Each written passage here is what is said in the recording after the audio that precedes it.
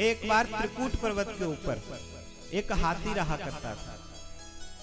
कौन से पर्वत के ऊपर? त्रिकूट पर्वत के ऊपर, जो महाराज तिकोना हो। एक हाथी रहा करता था महाराज, जिसका नाम था गजेंद्र।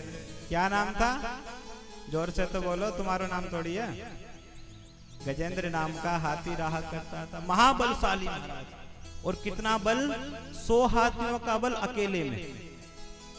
एक हाथी तो महाराज तुम्हारा चकनाचूर करके चलो जाएगा, 100 हाथी एक साथ आ जाए एक हाथी में, यानी आपकी इस बिल्डिंग पे ही पैर रख दे तो धर्म। अब महाराज बड़ा लेकिन अभिमानी था कि हाँ साहब, मेरे पास ताकत है, और जिस पे बल हो उसको अभिमानी नहीं करनी चाहिए। बल हो और अभिमान किया तो बल आपका बेकार है। बल हो और महाराज जो आपसे शक्तिहीन हो उसके ऊपर अगर आप बल आजमाओगे तो महाराज आपका बलहीन, आपका बलवान होना बेकार है। और देखो आजकल तो जो पहले चौपाइयां चलती थी महाराज, कहावतें आती थी, वो भी चेंज है गई। पहले कैसी महाराज कहावत आती थी? ऐसी वाणी बोलिए, मैं ही गाऊंगा सारी है। आपो शीतल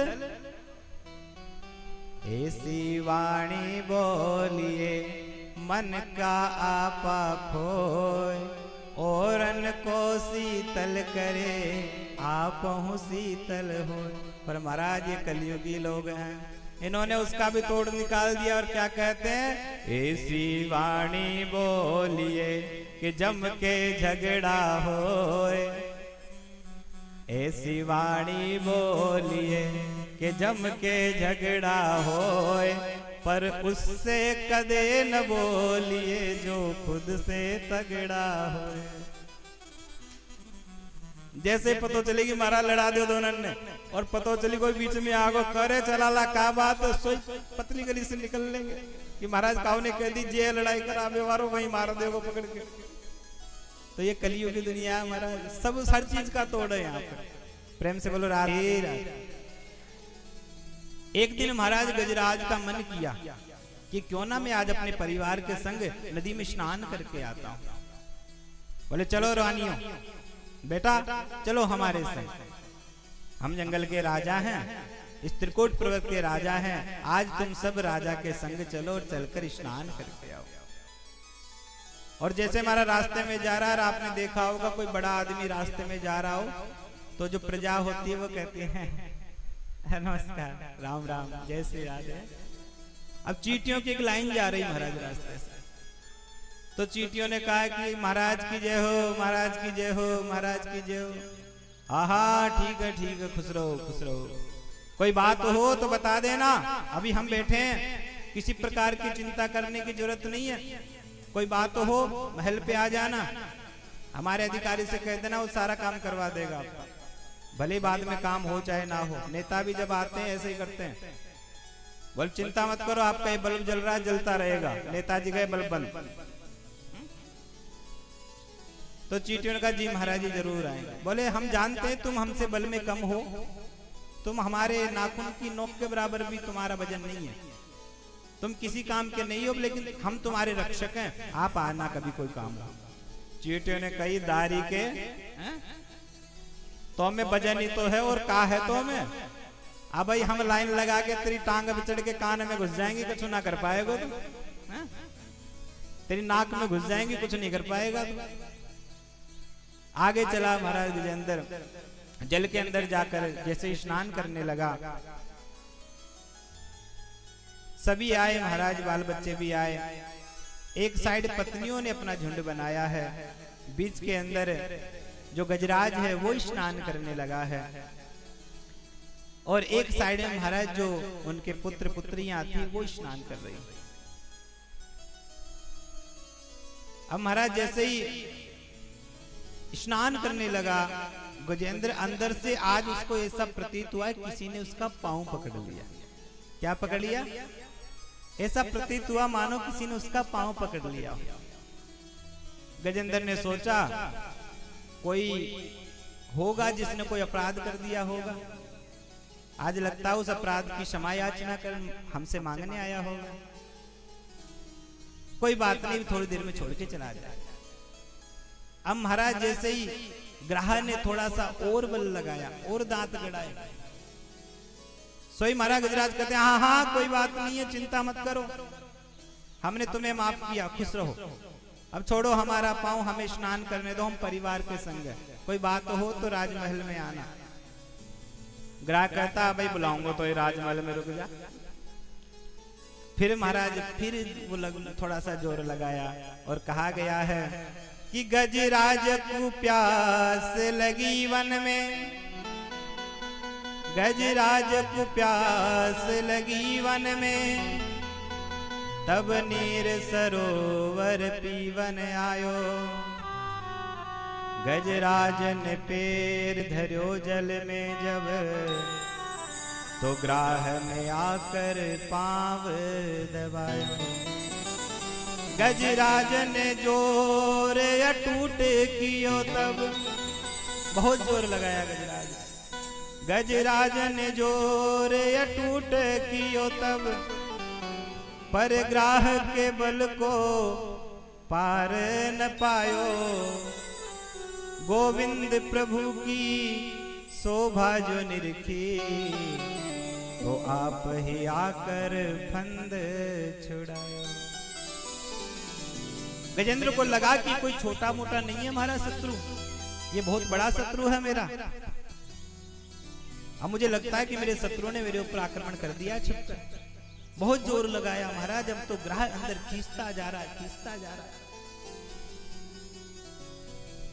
आज महाराज उस गजराज का जैसे मानो घमंड चकनाचूर हो गया, क्योंकि घमंड कभी ज्यादा दिन तक टिकता नहीं है, चाहे बल का हो, चाहे पैसों का हो, चाहे किसी भी चीज का हो। महाराज ग्राह महाराज खींचता जा रहा है, खींचता जा रहा है, गजराज नीचे डूबता जा रहा है। और जैसे ही महाराज चारों पैर डूबे हैं गजराज के, अब गजराज को लगा कि अब मेरी शक्ति क्षीण होने लग गई है। और देखो जब एक व्यक्ति मुसीबत में आता है तो उसको याद करता है जो उसका प्रिय हो, उसको याद करता है, उसको लगे कि हाँ ये मेरा साथ देगा, उसको लगे कि हाँ ये मेरा अपना है। देखा महाराज पत्नियों की तरफ, अरे सुनती हो जरा इधर आओ, सूंड में सूंड मिला करके मुझको खींचो, मुझको बाहर निकालो, लगता है कि शत्रु ने मेरे ऊपर हमला कर दिया है।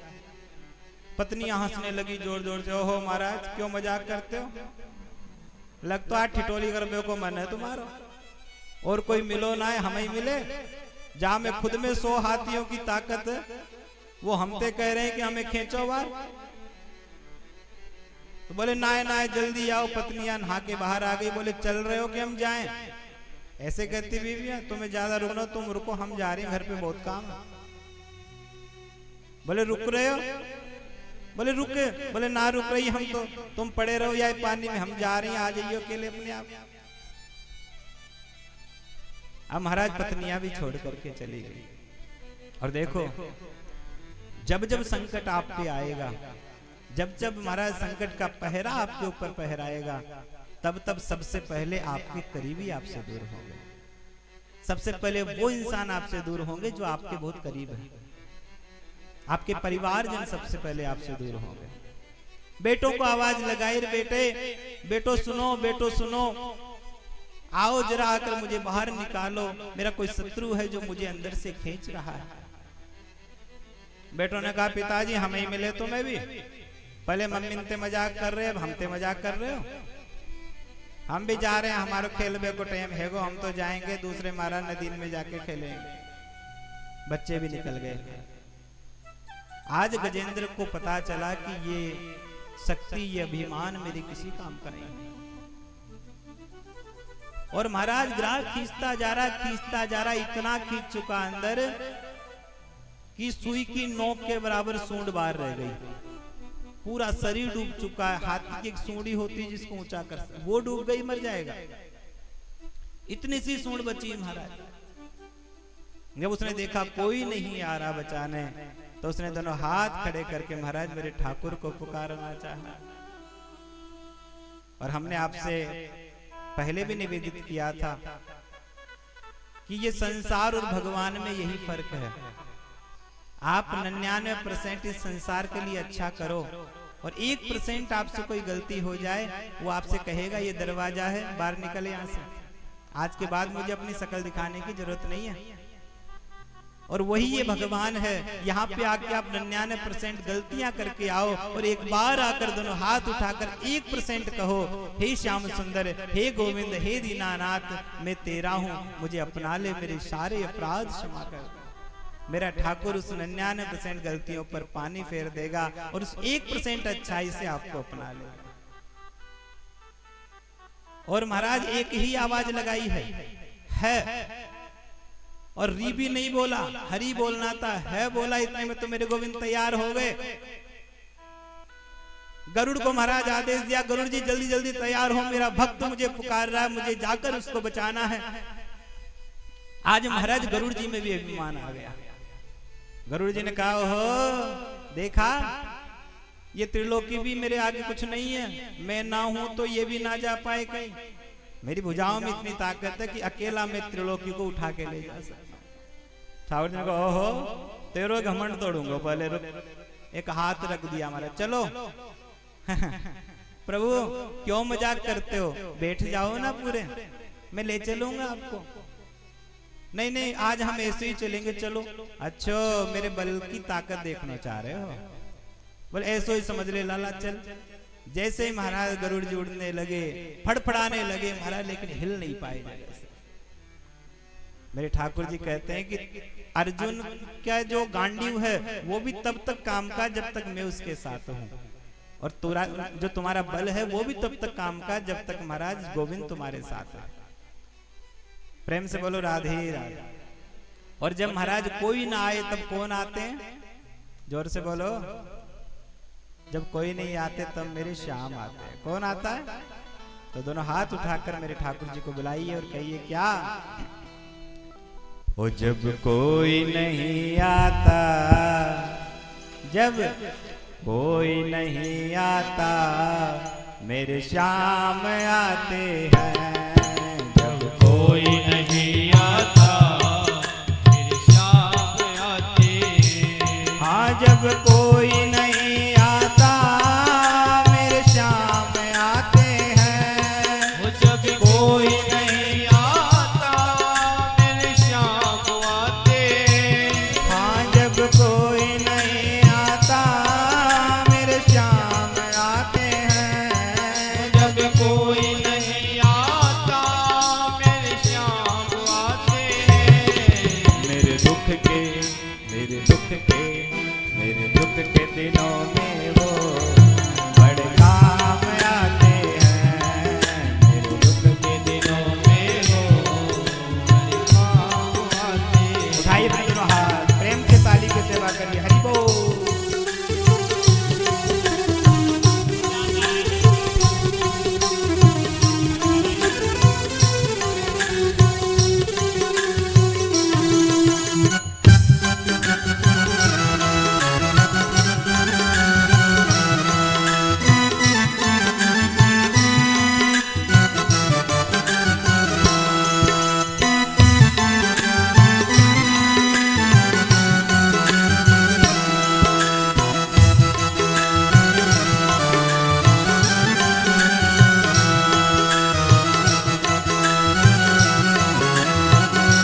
क्या कहते हैं? मेरी नैया चलती है पतवार नहीं होती। मेरी नैया चलती है पतवार नहीं होती। हाँ मेरी नैया चलती है पतवार नहीं होती। मेरी नैया चलती है पतवार नहीं होती।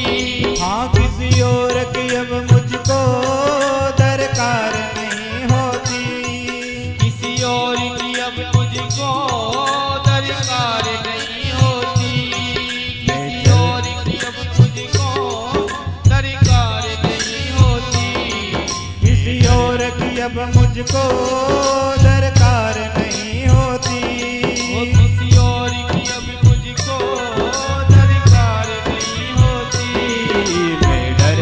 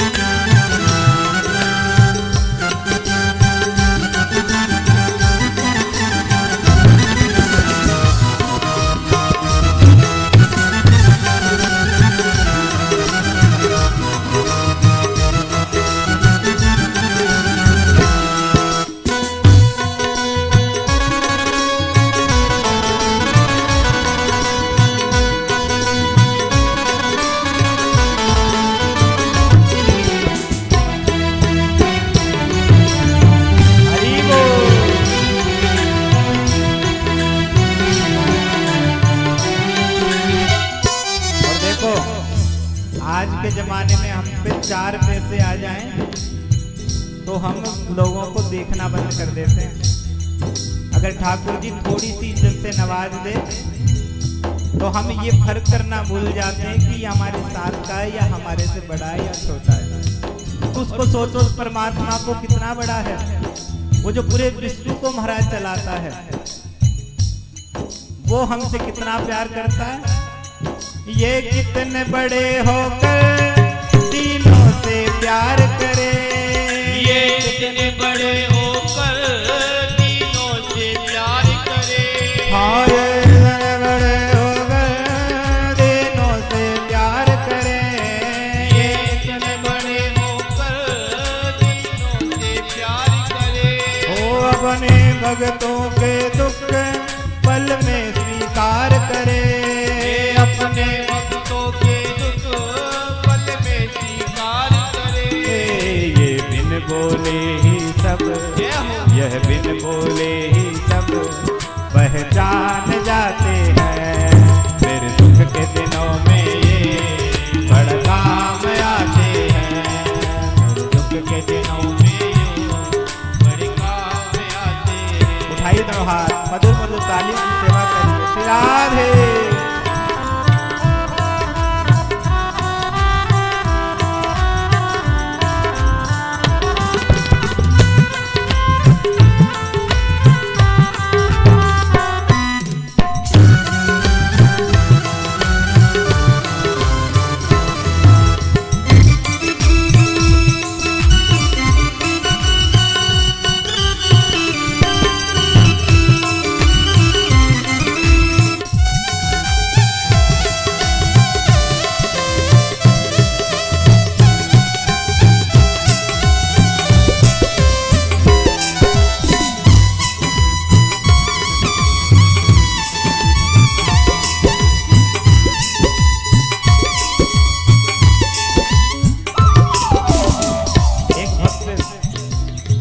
बड़ा सुंदर, जिसने शंकरनाथ का, महाराज भोलेनाथ का मंदिर बनवाया था।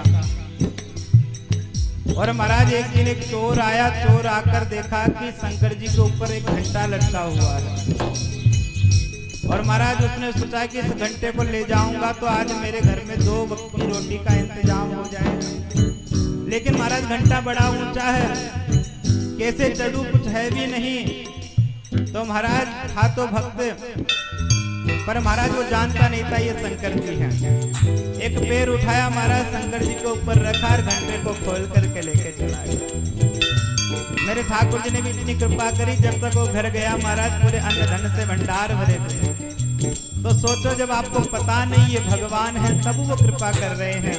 अब आप जब जाग गए हो कि मेरा ठाकुर है, तो महाराज उसकी सेवा में कभी ना ही छोड़ो।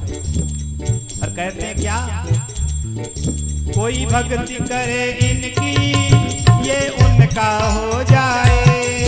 कोई भक्ति करे इनकी उनका हो जाए। कोई भक्ति करे इनकी ये उनका हो जाए।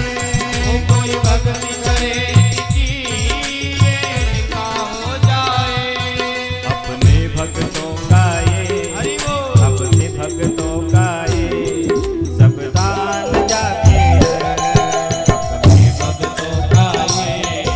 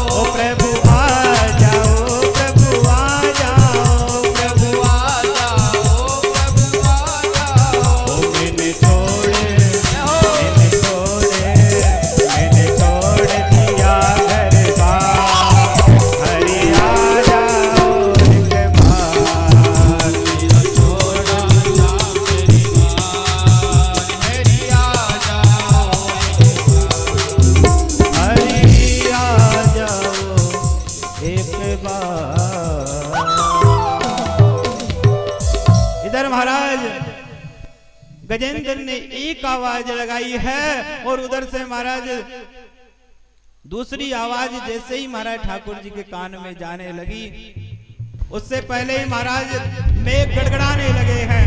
आकाश मंडल में मानो महाराज भूचाल आ गया है। जैसे ही इधर से महाराज गजराज ने आवाज लगाई है तक तो ठाकुर जी तैयार हो गए। नहीं बोलता उससे पहले मेरे गोविंद प्रकट हो गए।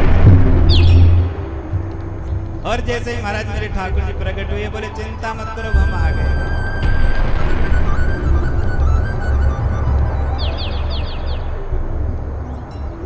अब महाराज इधर से जब ग्राहक को पता चला कि गोविंद आ गए, ग्राहक ने कहा प्रभु मैं इसी दिन के इंतजार में तो था कि आप आओ, बड़ी देर कर दी भैया,